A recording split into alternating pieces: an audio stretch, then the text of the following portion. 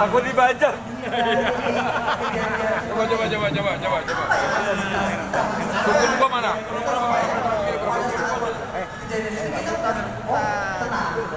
Tiga, dua, satu. Satu, dua, tiga. Oke. Kita ternyata masih rebutan juga. Lihat tuh, pada rebutan sukun. Waduh, terima kasih.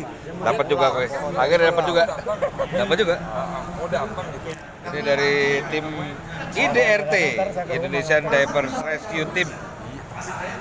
Ini ada Mbak Tanti. Tuh. Yang paling seksi. Oh iya dong. Coba lihat tulisannya. Nah. Jadi salah satu dari potensi dari Basarnas ini ada tim IDRT yang biasa untuk urusan underwater atau penyelamatan bawah air kayak seperti Lion Air atau AirAsia kemarin. AirAsia duluan ya, baru Lion Air. Ini Mbak Tanti, Om Ebram di sana itu yang memang mereka menyelam di atas air, oh bukan, di bawah air, Kami di laut. menyelami hati. Ya.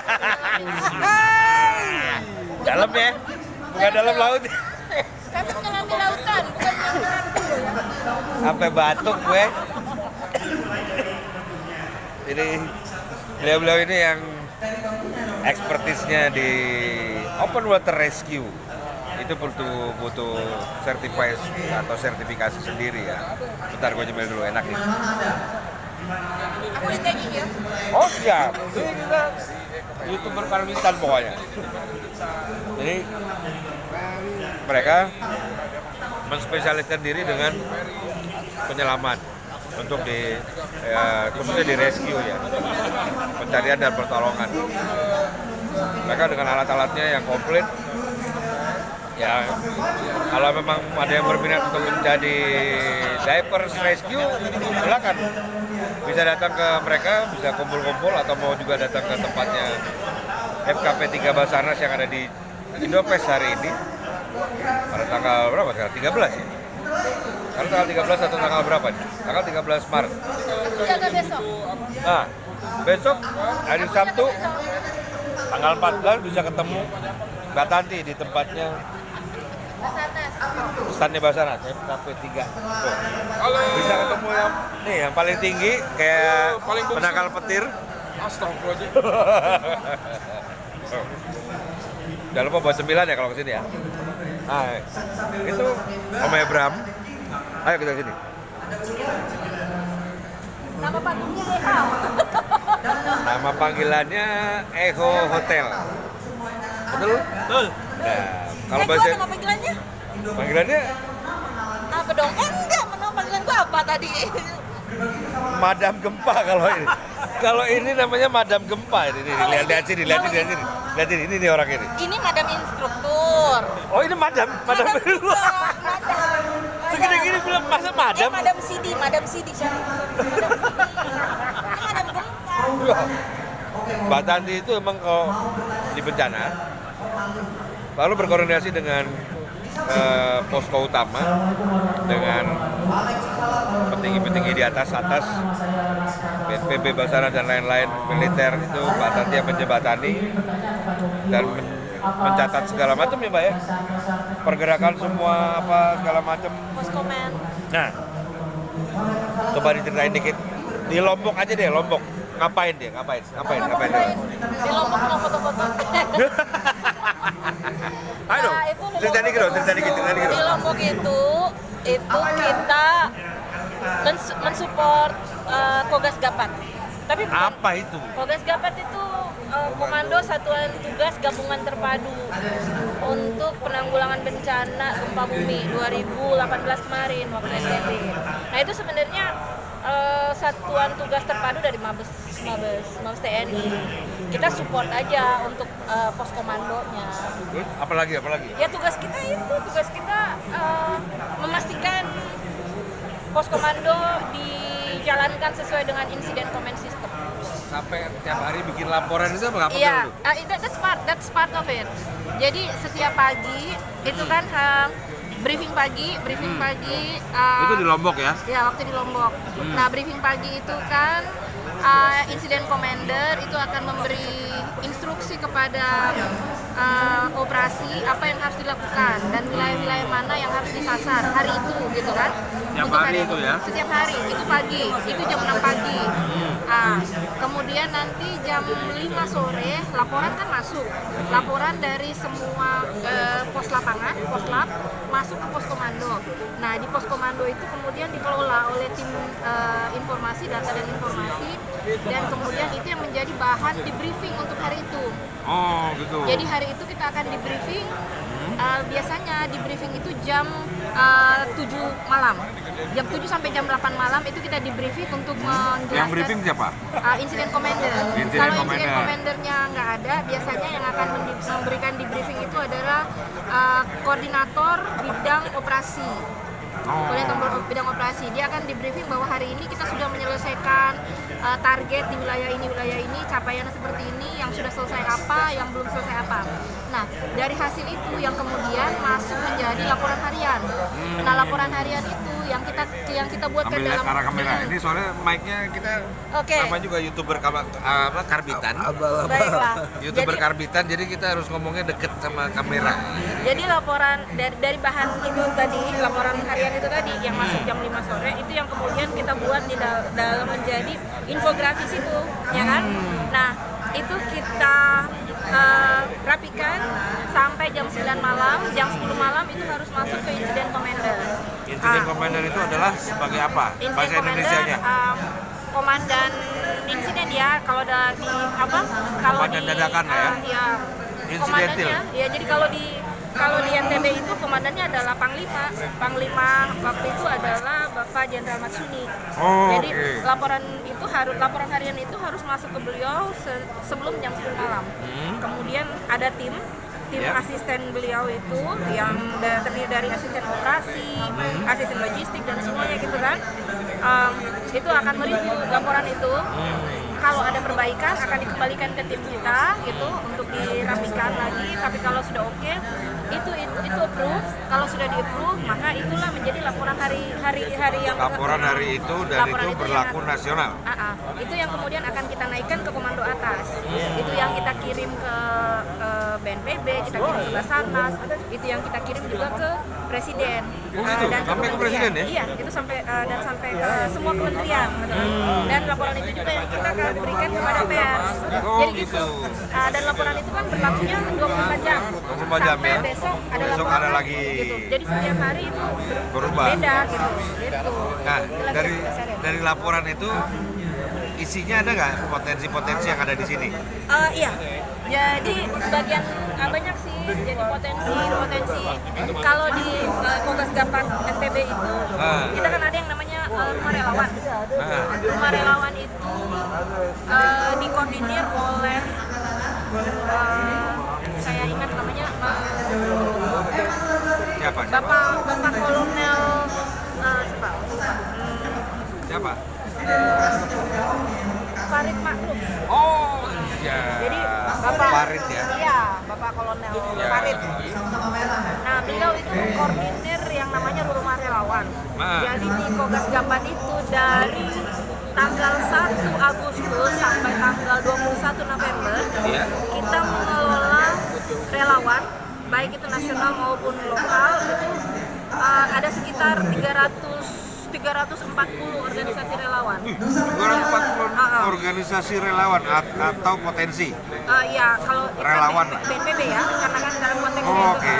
Jadi di dalam itu ada yang memang punya keahlian search and rescue, ada juga yang memang keahliannya adalah medik, ya. Oke. Jadi mereka memang medik, kemudian ada juga yang keahliannya memang pendampingan masyarakat. Jadi kita Dampingan masyarakat kayak ini ya, psikososial gitu ya.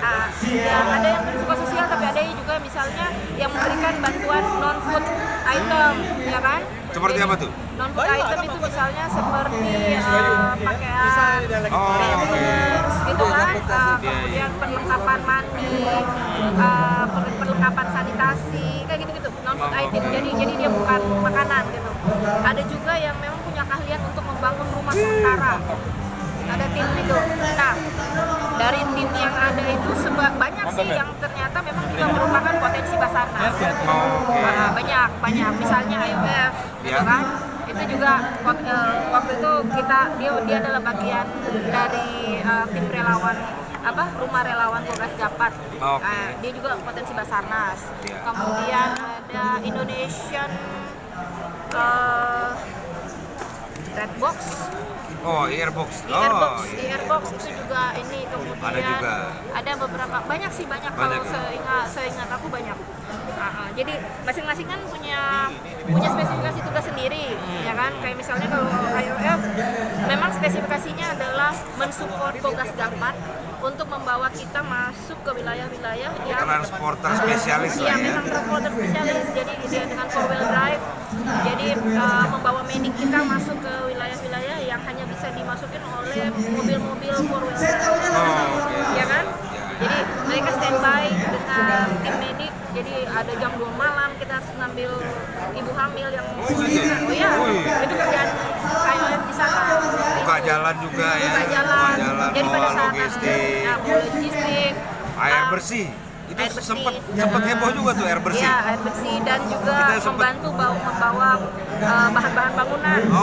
Ya kan? Pada saat kita harus membangun shelter di wilayah yang truk-truk tidak bisa masuk, nah kita pakai mobil-mobil 4-wheel drive itu. Tapi utamanya di minggu-minggu pertama pada saat terjadi gempa yang sangat ini ya, itu kan wilayah-wilayah yang agak jauh dari jangkauan, itu kan memang jalanannya kecil dan tidak ada jalanan aspal untuk naik. Jadi memang untuk mengevakuasi warga, apalagi yang sakit gitu kan, untuk membawa dia ke rumah sakit lapangan, kita butuh mobil-mobil IOF. Alhamdulillah. Indonesia Off-Road Federation, bukan ikatan orang frustasi. Bukan. Nah, itu sedikit cerita bahwa di Indonesia Divers Rescue Team (IDRT) yang isinya penyelam-penyelam itu ternyata juga orang IOF. Ternyata ada orang IOF juga kayak gue, ada Om Roni Hendra Hertriadi, ada siapa lagi ya? Lupa gue. Dan kalau ini ada Bang Kiki. Kibau, ada Om Kiki, Om Kibau itu. Ada Kibau ya. Senior itu termasuk Mbak Tanti ini, makanya kita panggil Madam Gempa karena setiap ada gempa atau ada bencana itu beliau ini yang selalu di posko utama yang mereview atau mengumpulkan data-data dari kami-kami yang di lapangan ini, dan itu dijadikan apa tuh? PHB penghubung. Penghubung. Dan itu menjadi sebuah laporan resmi untuk skalanya nasional. Semua stakeholdernya ada, dan itu semua menerima itu. Dan itu resmi banget. Dan itu awalnya dari beliau-beliau ini. Jadi ada timnya. Ya, jadi ini salah satu yang gue kenal. Tim yang lainnya mungkin gue belum ketemu, tapi kalau yang ini gue udah kenal. Jadi makanya kita panggil dia Madam Gempa. Tapi kalau mau belajar selam juga, bukan senam ya, selam. Nyelam. Instruktur selam, bukan instruktur senam, bukan. Lain. Bisa sama Mbak Nanti, bisa sama Om Ebram, ini ada di sebelah. Nih. Itu bosnya. Nah, ini kita ngobrol sedikit. Jadi sama Mbak Tati kita dadah dulu sebentar, kita tuker sama Om Ebram. Mumpung ada di sini nih. Ketangkep yang mau belajar nyelam, beliau ini ada dive center, Whale Dive Center ya. Yes. Ada di mana Om? Di Jalan Tanah Kusir 2, nomor 3. Tanah Kusir 2 nomor 3 ya, setahu Arteri gua. Pondok Indah. Nah, Arteri Pondok Indah, belakangnya Paregu kalau nggak salah. Bener kan? Seberang. Oh, seberang ya? Seberangnya. Jadi ini Om Ebram juga komandannya IDRT ya? Yes. Jadi Indonesia Diver Rescue Team ini komandannya adalah Om Ebram. Jadi pada saat terakhir yang gue tahu, karena gue ikutan juga nimbrung lo ya. Gue nyelam nggak berani, takut hiu. Jadi beliau ini yang jadi komandannya di Tanjung Priok untuk operasi apa Om? Operasi SAR Lion Air. Lion Air yang JT610 ya? JT610. Jadi kita turut berduka untuk keluarga korban, semoga arwahnya diterima semuanya. Dan ini adalah salah satu tim yang ikut membantu mencari anggota keluarganya korban Lion Air yang ada di Tanjung Kerawang. Tanjung Pakis Kerawang. Nah, kita dengerin sedikit ceritanya IDRT ini seperti apa, kiprahnya. Ayo, gimana Om Ibram? Tolong diceritakan ke teman-teman. Teman-teman YouTuber gua Karbitan ini, gua kan YouTuber Karbitan gua. Gua YouTuber Karbitan tanpa editannya. Gimana Om? Oke, jadi IDRT Indonesia Divers Rescue Team itu awalnya terbentuk pada waktu kegiatan Operasi SAR AirAsia tahun 2015. 2015 itu di mana ya Om ya? Di Pangkalan Bun. Pangkalan Bun. Itu di Pangkalan Bun. Jadi waktu AirAsia jatuh pas menjelang tahun baru, kita waktu itu ditugaskan oleh Basarnas untuk berangkat untuk membantu BSG, Basarnas Special Group, untuk melakukan pencarian dan evakuasi. Dari situ itu sebenarnya kita sebelum kejadian AirAsia sudah berkali-kali melakukan operasi SAR berbarengan dengan Basarnas juga. Tapi pada waktu kegiatan SAR AirAsia itu kita mulailah terbentuknya si Indonesia Divers Rescue Team. Kemudian ada kejadian. Sorry Om, gua sambil nyemil ya. Enak sini. Pada kejadian Lion Air jatuh kemarin 2018, nah, kita kembali diminta untuk membantu BSG. Kita membackup BSG untuk melakukan operasi pencarian dan evakuasi. Itulah kiprahnya Indonesia Divers Rescue Team. Sekarang ini kita punya anggota ada berapa? Untuk diversnya ada 12 divers, kita bagi 2 tim A, tim B, Ya. 6, kemudian supportingnya ada 5 orang, ada 5 personil. Sekarang kita mencoba merevisi, mengadakan rekrutmen juga nantinya untuk meningkatkan kemampuan dari IDRT sendiri. Itu ceritanya. Nah, kalau mau join itu minimum requirement-nya apa Om? Minimum requirement-nya adalah divers. Kalau ada 2 kita, Ya. untuk yang diversnya atau supporting. Kalau untuk diversnya minimum levelnya harus rescue diver. Harus rescue diver. Harus rescue diver. Kemudian juga dia punya jumlah jam selamnya juga minimum harus minimum dive lognya minimum 100 ya. karena supaya bisa memahami banyak ada kondisi-kondisi yang nantinya kalau kita perlu melakukan operasi lagi mereka siap. Oh. Ada biaya registrasi atau bagaimana? Sementara belum ada. Nanti ada ya? kita masih olah bersama-sama sama Basarnas, nanti akan ada standarisasi yang akan ada standarisasinya ya? Standarisasi yang disetujui oleh Basarnas nantinya. Oke. Nah, kalau sehari-hari nih Om, sehari-hari kita tidak berharap pada kejadian bencana yang harus IDRT harus turun dengan yang lainnya beserta BSG yang dengan tim penyelamnya juga. Sehari-harinya ngapain Om? Sehari-hari dari anggota IDRT masing-masing punya kesibukan sendiri-sendiri. Ada yang pekerja, ada yang wira swasta, ada yang memang punya kegiatan dengan lingkungan. Jadi semuanya campur-campur. Jadi nggak ada yang sama aja. Itu karena insidental, begitu ada kejadian, ya kita tidak harapkan ada kejadian, tapi semua tim kebetulan memang sudah berkomitmen untuk membantu ya. Jadi begitu ada emergency call langsung. Yes, kita langsung berangkat. Semua pekerjaan tinggal. Seperti waktu kejadian AirAsia. Kejadian AirAsia kita ditelepon oleh Kabasarnas waktu itu Kaban telepon itu jam 3 siang.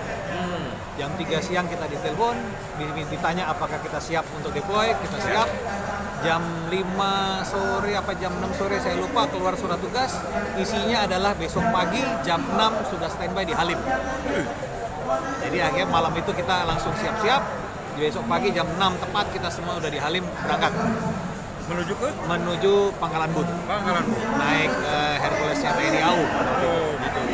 Kita deploy waktu itu kita bagi 2 tim Alpha, tim Bravo. Tim Alpha 1 bulan, tim Bravo 1 bulan lebih. Kira-kira segitulah.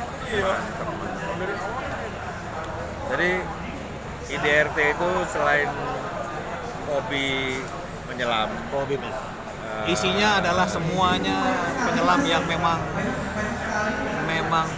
punya dedikasi tinggi. nah itu. Cakep. Jadi kalau Bahasanya kayak deh. banget tuh kan. Jadi kalau lu semua pada mau gabung dengan IDRT, Indonesia Diver Rescue Team, langsung kontak kemana kontaknya? Ke WhatsApp bisa, ke kantor bisa. Kalau ke WhatsApp ke Apa namanya? 081 Namanya Om, biar karena gue ini YouTuber karbitan, jadi gue langsung apa yang di sini gue langsung naikin. Gue nggak pakai edit-editan. nama apa tuh? Nama kantor Om atau apa? Oh ya, dan Mereka langsung bisa ke searching nanti di Google. kantornya ke apa namanya sekretariatnya IDRT itu di Tanah Kusir tadi, di Jalan Tanah Kusir 2 nomor 3. Oke. Dijadikan satu dengan kantornya Whale Dive Center. Whale Dive Center. Ya. Kemudian kalau mau WA bisa ke 081 187 44811. Nah, itu lo dengerin ya tadi nomor teleponnya nggak diulang, lo dengerin satu-satu aja. Oke Om, terima kasih banyak, sukses buat IDRT. Sama-sama. Terima kasih gue sudah boleh ikut nimbrung jadi tim dapur umum. Tim dapur umum ya, Kalau gua waktu ya. kemarin kejadian Lion Air nggak ada Kang Gito, nggak ada yang makan kita. Kita bagian potong bawang. Oke, jangan lupa lo kalau mau gabung atau pengen sekedar belajar diving ya. Oke. Diving itu menyenangkan, tapi lo harus tahu bahwa itu harus ada prosedurnya dan lo harus didampingi oleh instruktur. Yes. Ya, jangan sembarangan lo cuma menyelam-nyelam, bisa nyelam nggak bisa timbul kan. Iya kan? Oke, sampai di sini dulu, kita lanjutkan nanti untuk yang video lain-lain lagi. Selamat hari ini. Nah.